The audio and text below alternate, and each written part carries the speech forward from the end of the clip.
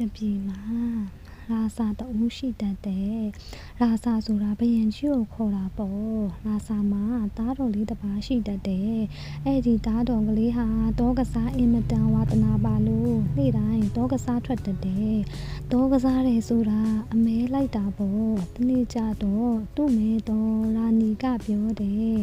သားတော်မောင်အရှိအနောက်တောင်မြောက်အရက်လေးမျက်နှာရှိတဲ့အထဲကအရှိအရက်အနောက်အရက်တောင်အရက်တို့မှာသားတော်မောင်တဘောရှိရအောင်တွားပြီးတော့ကစားပါဒါပေမဲ့မြောက်အရက်ကိုတော့မတွားပါနဲ့လို့တားမြစ်ပြောဆိုတဲ့။ဘာကြောင့်ဒီလိုတားမြစ်ပြောဆိုတယ်လဲဆိုတော့မြောက်အရက်မှာလာပန်းလို့ခေါ်တဲ့မင်းသမီးချောလေးတစ်ပါးရှိတဲ့။ဒီမင်းသမီးကလေးရဲ့တည်င်းကိုကြားရင်မင်းသားကလေးဟာမဲတော်ခမဲတော်နှစ်ပါးကိုပြစ်ထားခဲ့ပြီးမင်းသမီးကလေးရှိရာကိုထွက်သွားမှစိုးရိမ်လို့ဒီလိုတားမြစ်ပြောဆိုတဲ့ပထမတော့မင်းသားကလေးဟာမေတော်ရဲ့စကားကိုနားထောင်ပြီးမြောက်အရက်ကိုမသွားဘူးတဲ့ဒါပေမဲ့တနေ့ကျတော့သူ့မေတော်ဟာဘာဖြစ်လို့များမြောက်အရက်ကိုမသွားစေချင်ပါလဲလို့တွေးမိပြီးသွားခြင်းသိချင်တဲ့စိတ်တွေဖြစ်ပေါ်လာတဲ့ဒါကြောင့်မင်းသားလေးဟာလေးကိုထမ်းပြီးမြောက်အရက်ကိုထွက်သွားပါလေရောတဲ့တောအုပ်တစ်ခုထဲကိုရောက်တော့တခြားတောရိုင်းတိရစ္ဆာန်တွေကိုမတွေ့ရပဲတစ်ပင်တွေပေါ်မှာတဆူဆူတညံညံနဲ့အော်ဟစ်နေကြတဲ့ကြက်တူရွေးတွေကိုလာတွေ့ရတော့မင်းသားကလေးကလေးနဲ့ပြစ်တာပေါ့ပြစ်တော့ကြက်တူရွေးတွေပြန်ပြေးကြတဲ့ကြက်တူရွေးရာစာကြီးတကောင်သာကြံရစ်ခဲ့တဲ့သူ့နာမည်ကဟိရာမန်ဆိုပဲဟိရာမန်ကြက်တူရွေးကတခြားကြက်တူရွေးတွေပြန်ပြေးတာမြင်တော့အတင်တို့မင်းသားလေးကများနဲ့ပြက်လို့ငါ့ကိုချမ်းပြီးပြန်ပြေးကြတော့မှလားဒီလိုဆိုရင်လာပန်မင်းသမီးလေးကိုငါတိုင်စားရလိုက်မယ်လို့အော်ဟစ်ပြီးပြောလိုက်တတ်တယ်အဲ့ဒီတော့ကြက်တူရွေးတွေဟာသူတို့ရာစာဖြစ်တဲ့ဟိရာမန်စီကိုပြန်လာကြပြန်ရောတယ်မင်းသားကလေးလည်းကြက်တူရွေးစကားတတ်တာကိုကြားရတော့အံ့ဩပြီးလမ်းမေးလိုက်တတ်တယ်အိုးရွှေခဲတို့မင်းသမီးလာပန်ဆိုတာဘာတူလဲကွယ်ဘယ်မှာနေတလဲကွယ်လို့လမ်းမေးလိုက်တတ်တယ်ဒါပေမဲ့ကြက်တူရွေးတွေကဘာမှပြန်မပြောပဲပြန်သွားကြလေရောတဲ့ဒီတော့မင်းသားလေးဟာဝမ်းနဲ့ပလက်နဲ့နန်းတော်ကိုပြန်လာပြီးအဲ့လိုမပြောစားလို့မဝင်နဲ့တမိုင်မိုင်တတွေဖြစ်နေပါလေရောတဲ့နောက်တော့မအောင်နိုင်လို့ခမဲတော်မေတော်တို့ကိုဖွင့်ပြောရတော့တာပေါ့တို့တော့လဲမေတော်ခမဲတော်တို့ကမင်းသမီးလာပန်နေတဲ့အရက်ကိုမတိပါဘူးမသွားချင်ပါနဲ့လို့တားမြစ်ကြတယ်တစ်ချိန်သားလည်းမရနှစ်ချိန်သားလည်းမရဖြစ်နေတော့နောက်ဆုံးမှခွင့်ပြုလိုက်ရတာပေါ့မင်းသားကလေးမြောက်အရက်ကိုထွက်ခွာသွားခါနီးတော့ခမဲတော်ရာစာကြီးကဝတ်လဲတော်အဖိုးထိုက်အဖိုးတန်တွေကိုပေးတတ်တယ်မြင်းသစည်းကိုလည်းပေးတတ်တယ်မဲတော်ရာနီကြီးကတော့လမ်းခရီးမှာစာရင်စားဖို့ဆိုပြီးမောင်ချိုကွင်းကိုချီပွားနဲ့ထုတ်ပြီးပေးလိုက်တတ်တယ်မင်းသားလည်းလေးကိုထမ်းမုတ်ထုတ်ကိုလွယ်မြင်းကိုစီးပြီးတောလန်းအတိုင်းထွက်သွားလိုက်တာတောနဲ့ရာကိုရောက်တော့အရိတ်ကောင်းကောင်းနဲ့ရေကန်တစ်ခုကိုတွေ့ရတတ်တယ်အဲ့ဒီမှာနေရလဲမြင့်ခကြီးကလည်းပန်းလာတော့မင်းသားဟာမြင်းပေါ်ကဆင်းပြီးတစ်ပင်ရိတ်မှာခဏနားနေရင်မုံစားမယ်လို့လောက်တာပေါ့မောင်ထုတ်ထဲကမုတ်ချိုကွင်းတစ်ခုကိုယူပြီးကြည့်လိုက်တော့ဘရွားစိတ်တကောင်ပါလာတာကိုမြင်တတ်တယ်။နောက်တကွင်းကိုယူကြည့်ပြန်တော့လဲဘရွားစိတ်တကောင်ပါလာတာကိုမြင်ပြန်တတ်တယ်။အဲဒါကြောင့်မုတ်ချိုကွင်းနှစ်ကွင်းကိုမြေကြီးပေါ်မှာချထားလိုက်တတ်တယ်။နောက်ကိုဆက်ပြီးယူပြန်တော့လဲမုတ်ချိုကွင်းတွေဒါကုန်းရောဘရွားစိတ်တကောင်စီနဲ့ချီတွေ့ရတတ်တယ်။ဒီတော့မင်းသားကဘရွားစိတ်ကလေးတွေကိုတနာပါတယ်စားကြပါစေဆိုပြီးမုံတွေအကုန်လုံးကိုမြေကြီးပေါ်မှာပုံထားလိုက်ပါရောတဲ့အဲဒီအခါပရွက်စိတ်ရာစာကြီးကနှုတ်ခမ်းမွေးကိုထောင်ပြီးပြောလိုက်တဲ့အတင်လူမင်းသားအတင်ဟာကျွန်ုပ်တို့အပေါ်မှာအင်မတန်တနာညာတာပါပေတယ်နောက်အခါကျွန်ုပ်တို့ရဲ့အခုအညီကိုလိုရင်ကျွန်ုပ်တို့ကိုတန်းတာလိုက်ပါကျွန်ုပ်တို့လာရောက်ကူညီပါမယ်လို့ ပြောတဲ့မင်းသားလည်းပရွက်စိတ်တွေကိုနှုတ်ဆက်ပြီးမြင်းမော်တက်လို့ခရီးဆက်ပြန်ရောတဲ့အတော်ကြတော့တောကြီးတစ်ခုထဲကိုရောက်ပြန်တဲ့တောထဲမှာကြားကြီးတစ်ကောင်ဟာဝောင်းနဲ့ဟိန်းနေတာကိုတွေ့တော့အတင်ကြားကြီးဘာဖြစ်လို့ဟိန်းနေတယ်လဲလို့မင်းသားကမေးတဲ့ကျွန်ုပ်ခြေဘဝမှာစူးနေတာ12နှစ်ရှိပါပြီဒါကြောင့်ဟိန်းနေပါတယ်လို့ကြားကြီးကပြန်ပြောတဲ့ဒီတော့မင်းသားလေးဟာမြေပေါ်ကဆင်းပြီးကြားရဲ့ခြေဘဝထဲကစူးကိုထွန်ပေးလိုက်တဲ့အဲ့ဒီအခါကြားကြီးကဂျေဆုတင်လွန်းလို့အတင်လူမင်းသားအရေးအကြောင်းရှိလို့ကျွန်ုပ်နဲ့အကူအညီလိုရင်တန်းသားလိုက်ပါကျွန်ုပ်တို့ကြားလင်မရလာပြီးကူညီပါမယ်လို့ပြောလိုက်တဲ့မင်းသားလည်းဆက်ပြီးမြင်းဆိုင်သွားလိုက်တာအတန်ကြာတော့တောအုပ်ကြီးတစ်ခုကိုရောက်ပြန်ရောတဲ့အဲ့ဒီတောထဲမှာပစ္စည်းအဝယ်မတဲလို့စကားများနေကြတဲ့သူတော်လေးဦးကိုတွေ့ရတဲ့သူတော်တွေဟာသူတို့ဆရာကြီးအနှိမ့်စားရောက်သွားလို့ကြံတဲ့ညောင်ဆောင်ဆက်ကြားရဲ့လွယ်အိတ်ဆက်ကြားရဲ့ရေအိုးဆက်ကြားရဲ့ချိန်လုံးဆက်ကြားရဲ့ကျိုးဆက်ကြားရဲ့ကိုသူကဟိုဟာရတဲ့နဲ့ငါကအတီဟာရတဲ့အငင်းအခုံဖြစ်နေကြတဲ့အဲ့ဒီစัจ जा တွေရဲ့အစွမ်းတတိကဒီလိုတဲ့ညောင်ဆောင်စัจ जा ကထိုင်တဲ့လူကိုတွားလို့ရရောက်အောင်ပို့နိုင်တဲ့လွယ်အိတ်စัจ जा ကပိုင်တဲ့လူကိုလိုချင်ရရအောင်ပေးနိုင်တဲ့ရေအိုးစัจ जा ကရေရှာပေးနိုင်တဲ့ချိန်လုံးစัจ जा နဲ့ဂျိုးစัจ जा ကတော့ရန်သူလာတဲ့အခါအရိုက်ခိုင်းလို့ရတယ်အတုတ်ခိုင်းလို့ရတယ်တဲ့သူတို့လေးယောက်ငင်းခုံနေတာကိုတွေ့တော့မင်းသားလေးကပြောတယ်ဦးသူတော်တို့ငင်းခုံမနေကြနဲ့တော့ကျွန်တော်များလေးစိမ့်ကိုအရက်လေးမျက်နှာရွယ်ပြီးပြစ်လွတ်မယ်ပထမများကိုရအောင်ရှာနိုင်တဲ့သူတော်ကညောင်ဆောင်ကိုယူပါဒုတိယများကိုရအောင်ရှာနိုင်တဲ့သူတော်ကလွယ်အိတ်ကိုယူပါတတိယများကိုရအောင်ရှာနိုင်တဲ့သူတော်ကရေအိုးကိုယူပါစတုထ္ထများကိုရအောင်ရှာနိုင်တဲ့သူတော်ကချိန်လုံးကိုယူပါချိန်လုံးနဲ့ကျိုးကိုယူပါလို့ပြောတတ်တယ်သူတော်တွေကလည်းသဘောတူကြတတ်တယ်ဒီတော့မင်းသားကများကြီးတောက်တဲ့ကများလေးစင်းကိုထုတ်ပြီးအရှိဖက်ကိုသစင်းအနောက်ဖက်ကိုသစင်းတောင်ဖက်ကိုသစင်းမြောက်ဖက်ကိုသစင်းနဲ့ပြစ်လွတ်လိုက်တယ်ဆိုရင်ပဲသူတော်တွေလည်းသူ့ထက်ငါဥအောင်များသွားရာကိုလိုက်ကြလေရောတဲ့သူတော်တွေလည်းခက်ဝေးဝေးကိုကြောက်ရောမင်းသားလည်းသူ့မြင်းကိုတောထဲမောင်းလွတ်လိုက်ပြီးညောင်ဆောင်ပေါ်ကိုတက်ထိုင်လိုက်တတ်တယ်။လွယ်အိတ်တို့ရေအိုးတို့ကျိုးတို့ချိန်လုံးတို့ကိုလည်းယူလာတဲ့ပြီးတော့မှအိုးညောင်ဆောင်ကျွန်ုပ်ကိုလာပန်မင်းသမီးကလေးရဲ့တိုင်းပြည်ကိုယူဆောင်ပါလို့ဆိုလိုက်တတ်တယ်။ညောင်ဆောင်လည်းမိုးပေါ်ကိုပြန်တက်သွားပြီးလာပန်မင်းသမီးလေးတိုင်းပြည်အရောက်ကိုပြန်တန်းသွားတတ်တယ်။ရောက်တော့မှမြေပေါ်ကိုဆင်းပြီးရက်နာတဲ့အဲ့ဒီအခါမင်းသားကသူတွေ့ရတဲ့လူတွေကိုမိတ်ဆွေတို့ဒီတိုင်းပြည်ဟာဘသူတိုင်းပြည်ပါတလဲလို့မေးတတ်တယ်လူတွေကလည်းလာပန်မင်းသမီးတိုင်းပြည်ပါလို့ဖြေကြားတတ်တယ်အဲ့ဒီတော့မင်းသားလည်းအမေအိုကြီးတဦးအိမ်ထဲကိုဝင်သွားတတ်တယ်အမေအိုကမင်းသားကိုမြင်တော့အမောင်ဘယ်တိုင်းပြည်ကဘသူပါလဲလို့မေးတယ်ကျွန်တော်ဟာနိုင်ငံခြားတိုင်းတစ်ပါးကပါခိတခဏတဲကိုချင်လို့ဝင်လာရတာပါလို့ပြောတတ်တယ်ဒီတော့အမေအိုကအားတော့နာပါရဲ့အမောင်ရဲ့ဒီတိုင်းပြည်မှာသစိမ့်တရံတွေကိုလက်မခံရဘူးလို့ရာဇာကြီးကအမိန့်ထုတ်ထားပါတယ်လို့ပြန်ပြောတတ်တယ်အဖွားရဲ့ဒီတညတော့တဲပြရစီမိုးလဲချုပ်ခါနေပြီမို့ကျွန်တော်တောထဲကိုပြန်သွားရင်ကြားစားခံရပါလိမ့်မယ်လို့အတနာခံတောင်းပန်ရှာတတ်တယ်ဒီလိုဖြစ်တော့လေတညတော့လက်ခံလိုက်မယ်မိုးလင်းရင်သွားရမယ်အမောင်မတော်လို့ရာစကြီးရွှေနာတော်ကြားသွားရင်အဖွားကိုဖမ်းပြီးထောင်တွင်းအကျဉ်းထားပါလိမ့်မယ်လို့အဖွားကပြောတယ်အမေအိုလည်းဧည့်သည်ရောက်လာတယ်ဆိုတော့ကျွေးဖို့မွေးဖို့ချက်ပြုတ်မယ်လောက်တာပေါ့မင်းသားကအဖွားစားစရာကျွန်တော်မှပါပါတယ်ဒုက္ခမရှာပါနဲ့ဆိုပြီးလွယ်အိတ်ထဲကနိုင်ထုတ်လိုက်တာရွှေလင်ပန်းနှစ်ချက်နဲ့စားပွန်ကောင်းတောက်ဖွယ်တွေအပြည့်ထွက်လာတဲ့အမေအိုနဲ့မင်းသားလည်းအားရပါရပွဲတော်တဲကြတာပေါ့စားတော့ပြီးတော့အမေအိုကတောက်ရည်သွားခတ်မယ်လောက်ပြန်တော့ဒီတော့လေမင်းသားကအဖွားဒုက္ခမရှာပါနဲ့လို့ပြောဆူနဲ့ပဲရေအိုးကိုရေရှာခိုင်းတဲ့ရေအိုးကရေယူလာတော့သူတို့နှစ်ယောက်တောက်ကြတာပေါ့လေစားတောက်ပြီးတဲ့အချိန်မှာနေမင်းလဲစုပ်ဝင်လို့မောင်စပြုတ်လာပြီးတဲ့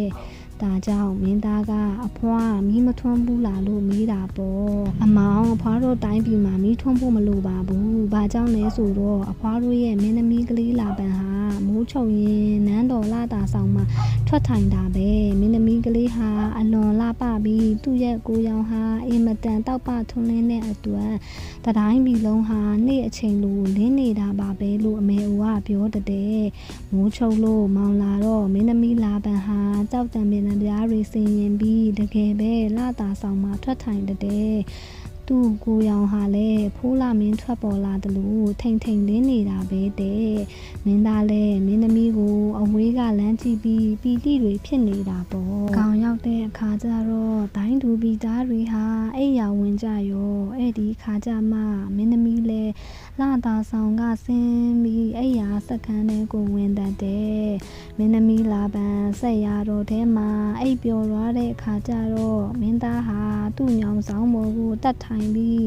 အိုညောင်ဆောင်ကျွန်ုပ်အားမင်းသမီးလာပန်ဤဆက်ရခန်းတို့ပို့ဆောင်လို့အမိန့်ပေးလိုက်တဲ့ညောင်ဆောင်ကလည်းအမိန့်အတိုင်းပို့ဆောင်တာပေါ့ဆက်ရခန်းထဲရောက်တဲ့အခါမင်းသားကသူ့လွယ်အိတ်ကိုကင်ပြီးအိုလွယ်အိတ်ကျွန်ုပ်အားများစွာတော့ဟင်းသီးဟင်းရွက်တို့ကိုပေးပါလို့ပြောလိုက်တယ်ဆိုရင်ပဲဟင်းရွက်တွေရောက်လာတာပဲတဲ့အဲ့ဒီခါမင်းသားကဟင်းသီးဟင်းရွက်တွေကိုအဆောင်တော်ထဲကနေရာတကာမှာရှောက်ချထားခဲ့ပြီးညောင်ဆောင်စီးလို့အမေအိုအိမ်ကိုပြန်လာတဲ့နောက်တနေ့မိုးလင်းလို့မင်းသမီးရဲ့အိမ်တော်သူတွေဟာဟင်းသီးဟင်းရွက်တွေကိုတွေ့တော့အားရပါးရကောက်ယူဝါစားကြတော့တာပေါ့ဟဲ့ပြေဝါတို့ကုတ်စာတို့ဒီဟင်းသီးဟင်းရွက်တွေကိုဘယ်ကရကြသလဲလို့မင်းသမီးကမေးတော့မှန်လားပါသခင်မရဲ့အဆောင်တော်ထဲကရကြပါလေဖျားလို့ဖြေကြတဲ့ညတုန်းကမင်းသားယူလာတာကိုဘယ်သူမှမသိကြဘူးပေါ့နောက်တနေ့ကျတော့အမေအိုကမင်းသားကိုတွားပါတော့လို့နင်းပြန်တာပေါ့မင်းသားကလည်းညံရှာပြီးမသွားပါရစီနဲ့အောင်လို့တောင်းပန်တဲ့အဲ့ဒါနဲ့နောက်တညအမေအိုအိမ်မှာနေရပြန်ရောညရောက်တဲ့အခါမင်းသမီးလာပန်လေခါတိုင်းလိုလာတာဆောင်မှာထွက်ထိုင်အောင်ရန်ရောက်တော့စိတ်ရခန်းထဲကိုဝင်တလွင်ပေါ်မှာအိတ်လို့ပျော်သွားတာပေါ့အဲ့ဒီအခါမင်းသားဟာညောင်ဆောင်စီးပြီးမင်းသမီးလေးစီကိုသွားပြန်တာပေါ့ရောက်တဲ့အခါသူ့လွယ်အိတ်ကိုသူကပြောတဲ့အိုးလွယ်အိတ်အဖိုးတရင်ထိုက်တန်တဲ့ညတစ်ပတ်ကိုကျွန်ုပ်အားပေးပါလို့ပြောတဲ့ညတစ်ပတ်ကိုရတဲ့အခါကျတော့မင်းသားကအိတ်ပျော်နေတဲ့မင်းသမီးကိုခြုံပေးပြီးညောင်ဆောင်စီးလို့အမေဦးအိမ်ကိုပြန်လာပါရောတဲ့မိုးလင်းလို့ညတစ်ပတ်ကိုတွေ့တဲ့အခါမင်းသမီးလာပန်ဟာအင်မတန်အားရဝမ်းသာဖြစ်ပြီးမေတို့ကိုရှောက်တဲ့မေဖျားရှုတော်မူစမ်းပါအရှင်ဖျားကကျွန်တော်မကိုတနာလို့ဒီညတစ်ပတ်ကိုပေးတော်မူတယ်ထင်ပါရဲ့လို့ရှောက်တဲ့မိုးလင်းတော့အမေအိုကမင်းသားကိုသွားပါတော့လို့နင်းပြန်တာပေါ့မင်းသားကလည်းညံရှာပြီးမသွားပါရစေနဲ့အောင်လို့တောင်းပန်ပြန်တဲ့အဲ့ဒါနဲ့နောက်တညအမေဦးအိမ်မှာနေရပြန်ရောညကြတော့မင်းသမီးဆက်တော်ခေါ်ရအချိန်မှာမင်းသားဟာညောင်ဆောင်ကိုစီးပြီးသွားပြန်ရောတဲ့အဆောင်တော်ထဲရောက်တဲ့အခါအိုလွယ်အိတ်ကျွန်ုပ်အားပြည်တန်လက်စွပ်တကွင်းပေးပါလို့တောင်းတဲ့လက်စွပ်ကိုရတော့မင်းသားကအိပ်ပျော်နေတဲ့မင်းသမီးရဲ့လက်ကိုစွပ်ပေးဖို့ကင်လိုက်တဲ့အခါမင်းသမီးဟာလက်နိုးပြီးအိုအတင်ဘတူပါလဲလို့အလန့်တကြားမေးပါလေရောအတင်ဘယ်ရက်ကလည်းဘာအတွက်ကျွန်ုပ်ရဲ့အဆောင်တော်ကိုလာရတယ်လေလို့မေးတာပေါ့လေအဲ့ဒီခါမင်းသားကလက်ဝါးကိုကာပြပြီးမကြောက်ပါနဲ့အတင်မင်းသမီးကျွန်ုပ်ဟာလူဆိုးတခိုးမဟုတ်ပါဘူးမင်းသားပါဟိုးမဟာမြိုင်တော်ကြီးထဲမှာနေတဲ့ဟီရာမန်ချက်တူရွေးကလမ်းညွန်လိုက်လို့အမိအဖကိုစွန့်ပြီးအတင်စီကိုရောက်လာတာပါလို့ပြန်ပြောတဲ့။အော်ရာစာကြီးရဲ့သားတော်ဆိုတော့လေအတင်ကိုအပြစ်ဒဏ်မခတ်စေပါဘူးအတင်နဲ့ထိမ်းများလိုပါတယ်လို့ဒါခမဲတော်ထမ်းမှတောင်းပန်လျှောက်ထားပါမယ်လို့မင်းသမီးကပြန်ပြောတဲ့အဲ့ဒါနဲ့မင်းသားလည်းအမေအိုအိမ်ကိုပြန်လာခဲ့တာပေါ့လေ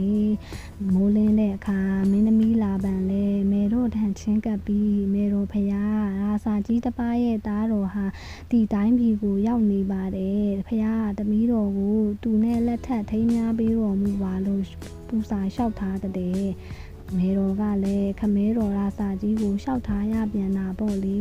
ဒီတော့ရာစာကြီးကမိန့်တော်မူတဲ့ကောင်းလာပြီမိဖုရားကြီးမင်းသားကကျွန်ုပ်သမီးတော်ကိုထိမ်းများလက်ထပ်ခြင်းနဲ့ဆိုရင်ကျွန်ုပ်ခိုင်းတဲ့အလုပ်များကိုအောင်မြင်စွာလုပ်ပေးနိုင်မှဖြစ်မယ်မလုပ်ပေးနိုင်ရင်သမီးတော်ကိုမရတဲ့အပြင်အသက်ခံရလိမ့်မယ်လို့မှာထားပါတယ်ဟောပထမခိုင်းမဲ့အလောက်ကတော့ဟောဒီမုံရင်းစေတင်းကိုတညအတွင်းမှာစီဖြစ်အောင်ပုတ်ပေးရမယ်မဖွတ်ပေးနိုင်ရင်တေဖို့တာပြင်တော့လို့မိန့်တော်ရှိလိုက်တဲ့အချိန်ကြတော့မင်းသားကိုခေါ်ပြီးရာစာကြီးရဲ့အမိန့်တော်ကိုပြောပြကြတာပေါ့မင်းသားလည်းပထမတော့မကြံတက်လို့ဆက်ပြက်ပြီးလက်မိုင်ချတာပေါ့နောက်တော့မှဘရွက်စိတ်ရာစာကိုပြေးပြီးတတိရတာနဲ့မင်းသားဟာမုံရင်းစေတင်းကိုယူပြီးအမေအိုအိမ်ကိုပြန်လာတဲ့ညရောက်တော့မင်းသားဟာပရွက်စိတ်ရာစာကြီးကိုတန်းသားလိုက်တဲ့အခါပရွက်စိတ်တွေတိမ့်တန်းကလေးနဲ့ရောက်လာပါရောတဲ့အဲဒီတော့မင်းသားကမုံရင်းစေကိုညတွင်းချင်းပြီးအောင်ဖွတ်ပေးရမယ်လို့ခိုင်းတာပေါ့ပရွက်စိတ်တွေလည်းတယောက်တစ်လက်နဲ့ဖွတ်လိုက်ကြတာမိုးလဲလဲရောပြီးတာပဲတဲ့အဲဒီတော့မင်းသားဟာစီအိုးကိုယူပြီးနန်းတော်ထဲကိုဝင်တာပေါ့ရာစာကြီးလည်းအံ့ဩပြီးတော့နေတဲ့ဒါပေမဲ့မကြွေနှက်သေးဘူးကောင်းလာပြီမင်းသားတို့တော့ဒီလောက်စွမ်းယုံနဲ့ကျွန်ုပ်သမီးကိုမပေးနိုင်သေးဘူးနောက်အလုပ်တစ်ခုကိုလုပ်ရလိုက်အောင်မယ်လို့မိန့်တော်မူတတ်တယ်အဲဒီအခါတုန်းကရာစာကြီးမှာတောကဖမ်းပြီးလောင်ထားတဲ့ဘလူးကြီးနှစ်ကောင်ရှိတတ်တယ်အဲဒီဘလူးကြီးနှစ်ကောင်ကိုလွတ်လဲမပြစ်ရဲဘူးတိုင်းသူပြည်သားတွေစားပြစ်မှာဆိုလို့တဲ့တက်လဲမတက်ဘူးဟောခုတော့မင်းသားကိုခိုင်းတတ်တယ်အမောင်မင်းသားငယ်ကျွန်ုပ်လောင်ထားတဲ့ဘလူးနှစ်ကောင်ကိုနိုင်အောင်တက်နိုင်ရင်ကျွန်ုပ်သမီးတော်ကိုပေးမယ်အပြင်နိုင်ငံကိုတဝက်ခွဲပြီးအိမ်ရှိမင်းအရာလဲအနှင်းမယ်လို့မိန့်တော်မူတတ်တယ်ဒီအခါမင်းသားလည်းအကြံရခတ်ပြီးလက်မိုင်းချလို့အမေအိုရဲ့အိမ်ကိုပြန်သွားတာပေါ့အိမ်ရောက်တော့မှတတိရတာနဲ့သူဇူးထွန်ပေးခဲ့ဖူးတဲ့ကြားကြီးလင်မယားကိုတန်းတားလိုက်တဲ့ကြားကြီးလင်မယားရောက်လာတဲ့အခါကျတော့ဘလူးနှကောင်ကိုနိုင်အောင်တက်ပေးနိုင်ပါမလားလို့မေးတဲ့ကြားတွေကလည်းတက်ပေးနိုင်ပါတယ်လို့ပြောတတ်တယ်။ဒါနဲ့မင်းသားကလွယ်အိတ်စီမှာဗရမ ्या ဝတ်ယုံနှစ်ထည့်တောင်းပြီးကြားနှစ်စီးကိုခြုံပေးတတ်တယ်။ပြီးတော့မှနန်းတော်ထဲဝင်လို့ဘလူးတွေကိုတတ်တာပေါ့။ဘလူးတပြန်ကြားတပြန်တက်ကြကုတ်ကြရုံးကြကန်ကြနဲ့တက်လိုက်ကြတာ။နန်းရင်ပြင်တစ်ခုလုံးလဲစူးစူးညံ့ညံ့ဖြစ်ပြီးတွေးတံတွေကရဲနဲ့တဲ့။နောက်ဆုံးကြမှာကြားတွေကဘလူးတွေကိုနိုင်သွားတဲ့ပါဆက်အပြဲသားနဲ့ဘလူးတွေဟာတေပွဲဝင်ကြလေရောတဲ့ဒါနဲ့ရာစာကြီးကမချွေနှက်သေးဘူးတဲ့ကောင်းလာပြီမင်းသားတို့တော်လဲကျွန်ုပ်ရဲ့စီတော်ဟာကောင်းကင်မှာရှိတယ်ကောင်းကင်ကိုတက်ပြီးစီတော်ကိုတီးပြရမယ်လို့ပြောပြန်ရောတဲ့မင်းသားလဲညောင်ဆောင်ကိုစီးပြီးတက်တီးတာပေါ့ဒါနဲ့လေရာစာကြီးကမချွေနှက်သေးဘူးတဲ့အစွမ်းတတိရှိတဲ့ယောက်ျားကောင်းအာဇာနီနဲ့မှသူ့သမီးတော်ကိုလက်ထပ်ပေးချင်တာကိုဒါကြောင့်အမိန့်ရှိပြန်တဲ့မင်းသားကျွန်ုပ်နန်းတော်နားမှာလဲကြနေတဲ့ပစိုးတစ်ပတ်တစ်လုံးကိုဟောဒီဖျောင်းပစိန်နဲ့ခွဲပေးရမယ်လို့အမိန့်ရှိပြန်တဲ့ဒီတခါတော့မင်းသားလဲအတော်အကျက်တွေ့သွားတာပေါ့ပစိန်ကဖျောင်းဆိုတော့အလိုမှပြုတ်ခွေနေတဲ့ဟာပစိုးတစ်ပတ်တစ်တုံးကိုဘလို့ခွဲနိုင်ပါမလဲညကြတော့ညောင်ဆောင်စီးပြီးမင်းသမီးစီကိုသွားလို့เจ้าကိုပြောပြတဲ့ဒီတော့မင်းသမီးကမပူပါနဲ့အတင်မင်းသားကျွန်ုပ်ရဲ့သပင်ကိုယူသွားပါတစ်တုံးစီကိုရောက်တဲ့အခါတူးပြောပါအိုတစ်တုံးဟောဒီသပင်ချရာအရက်မှာနှစ်ချမ်းကွဲပေးဖို့သမီးတော်လာပန်ကမာလိုက်တယ်လို့ပြောပြီးစပင်ကိုတစ်တုံးပေါ်မှာချပါစပင်ပေါ်မှာပစိန်အသွားကိုတင်ပါတစ်တုံးကြီးဖြန်းကွဲသွားပါလိမ့်မယ်လို့ပြောတတ်တယ်နောက်တနေ့မနေ့ရောက်တော့မင်းသားလည်းနန်းတော်ထဲကိုဝင်ပြီးမင်းသမီးလေးမာတဲ့အတိုင်းလှုပ်တာပေါ့စံမြင်ကလေးကိုတစ်တုံးပေါ်မှာဆန့်တင်ပြီးပစိန်သွားနဲ့ထိတာနဲ့တပြိုင်နက်ပစိုးတစ်ပတ်တစ်တုံးဟာ ဖြန်းခနဲဆိုပြီးကွဲသွားတာကိုမြင်တော့ရာစာကြီးနဲ့နန်းသူနန်းသားအားလုံးမျက်လုံးပြူပြီးအံ့ဩသွားကြတာပေါ့